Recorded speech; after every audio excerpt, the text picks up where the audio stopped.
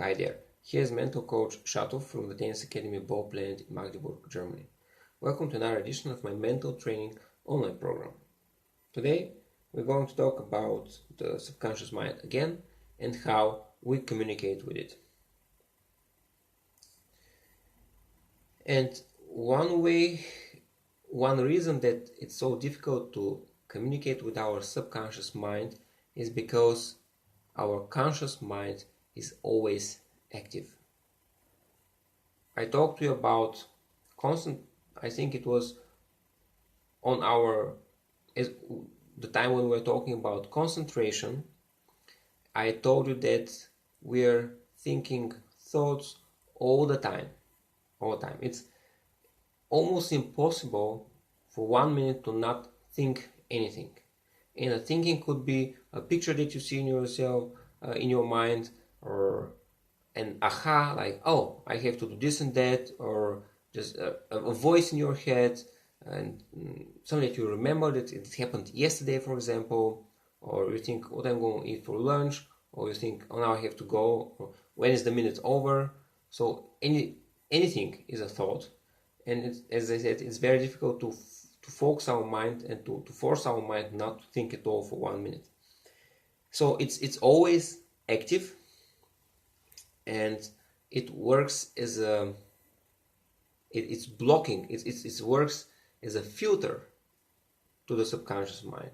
So the conscious mind is taking the information, analyzing it, working on it, and then filtering it, and then only part of it is allowed to go through to the subconscious mind. Okay? So if we see something that does not correspond with our belief system, for example, what we talked about yesterday, we're not even going to realize it, because on an unconscious level, we're going to stop it. Our conscious mind is going to stop it because it's against our beliefs. So we're not going to see it, we're not going to understand it, we're not going to perceive it. And in order to stop the conscious mind from blocking thoughts, and from, so to say, instead of talking to the subconscious mind through the conscious mind, we want to talk directly to the subconscious mind, overpassing the conscious mind.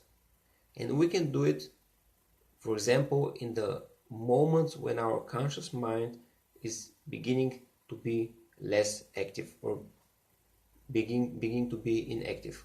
For example, just before sleep, or just after you wake up. These are the times when your breathing is slowing, your thoughts are slowing. Just as you're dozing off, your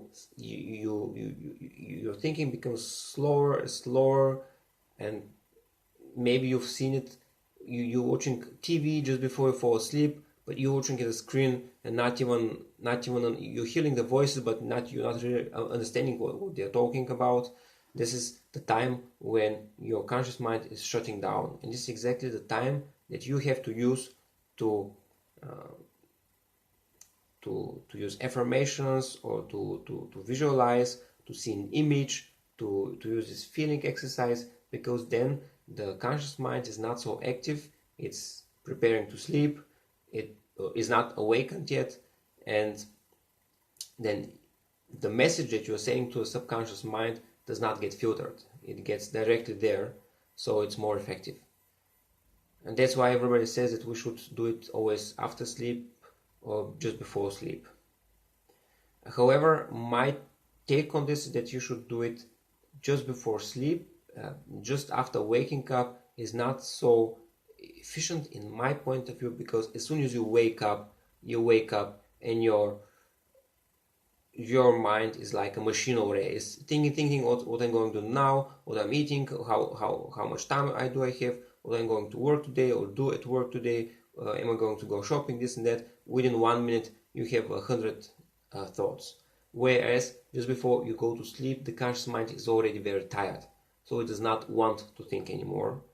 And as it is shutting down, it's the perfect opportunity to surpass it, to bypass it. Good. That's the message for today. Until next time.